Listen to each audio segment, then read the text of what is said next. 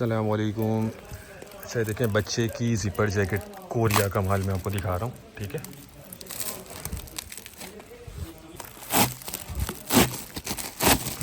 ये देख लें। अच्छा ये देखें, ज़िपर जैकेट के नाम से आया हुआ है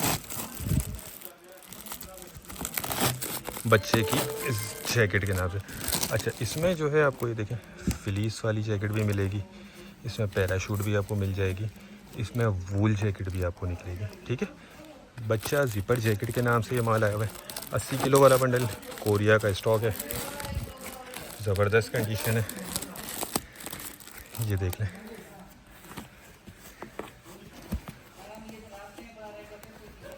ठीक है, बेबी और बाबा दोनों का माल इसमें आपको मिक्स मिलेगा, ये देख लें।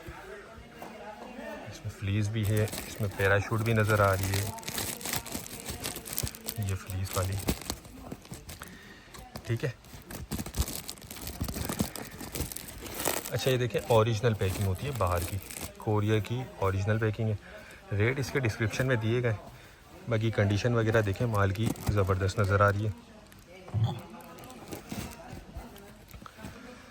तो जिसको भी चाहिए वो रब्ता कर ले। हमारा गोदाम जो है शेरशाह कराची में, और पूरे पाकिस्तान में हम ट्रक अड्डे के ज़रिए माल बिडी करवा देते हैं।